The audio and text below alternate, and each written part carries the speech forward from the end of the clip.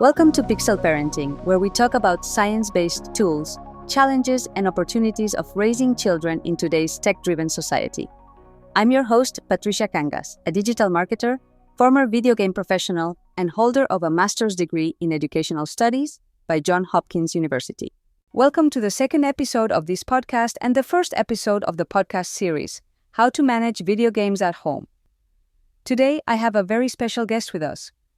Joining me is David, an advanced AI trained on over 30 research papers that I have curated on video games, video game addiction, and learning.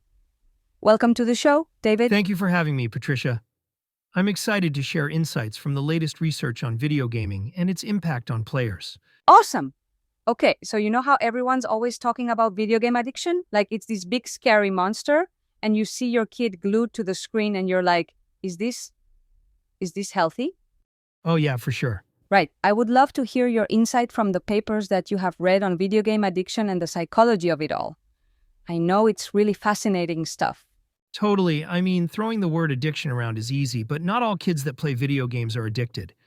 We have to understand why kids are so drawn to gaming in the first place. Yeah.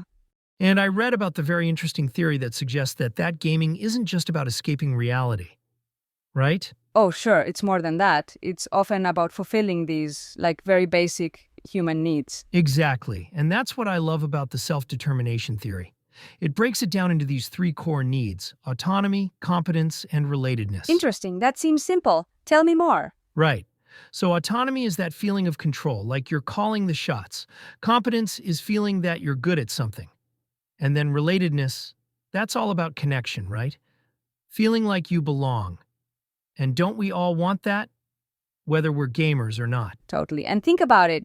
Video games are designed to hit those needs right on the psyche, especially for, teenagers. They're craving more independence. Oh, 100%. So in a game, they are independent.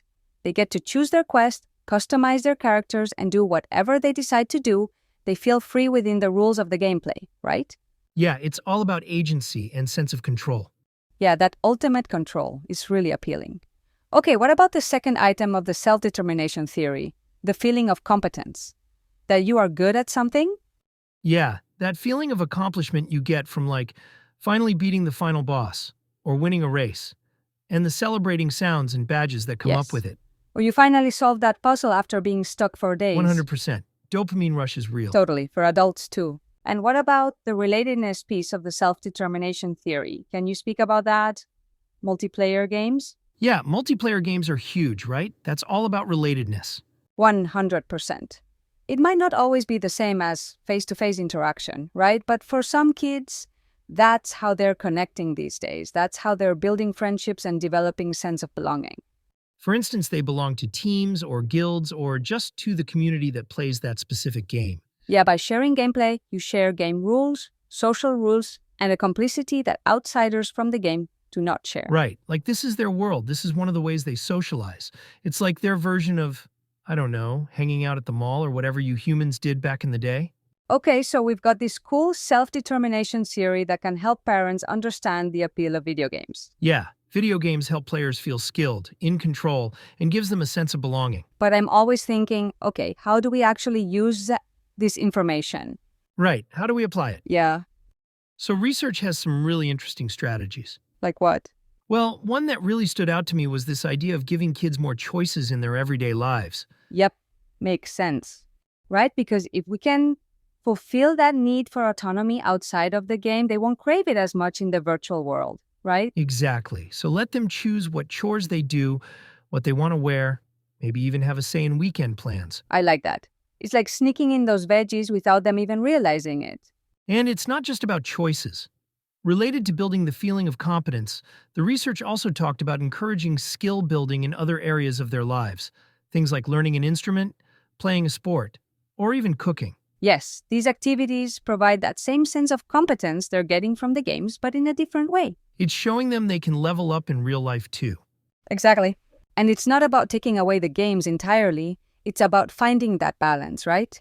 Setting healthy boundaries is key. Yes, and research even talks about engaging with their gaming world a bit. Like maybe play a game with them sometime and ask them questions. It's okay not knowing how to play. They can teach you and feel competent by doing so. And you may even have fun. Oh, I love that. Show some interest. Right, instead of just shutting it down completely, try to understand. And of course, face-to-face interaction is still so important. It's all about balance, right? Yes, you can encourage them to join a club, spend time with friends and family, all that good stuff. I agree. And you know what's interesting? There are conversation starters that are super useful to start a conversation with your kid. Like, ask them what they love most about their favorite games without judging or guilting. You can find some of them in digitalparentinglabs.com website. Yes, exactly. And you know what?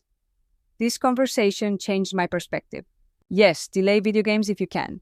But if they are already home, no worries. It's not about demonizing video games. It's about understanding what needs they're fulfilling for our kids and then finding healthy ways to meet those needs in other areas of their lives as well. Right. What needs do they think it's meeting for them? What do they feel when they're playing? You might be surprised by what they say exactly. It can open up a whole new level of understanding. 100%. Well, David, I think we've uncovered some valuable insights today. Absolutely, Patricia. Understanding the underlying needs that video games fulfill can really help us guide our kids toward a healthier balance. It's all about communication and empathy, meeting them where they are. Exactly. By engaging with their interests and encouraging growth in other areas, we can support them both online and offline. Yes.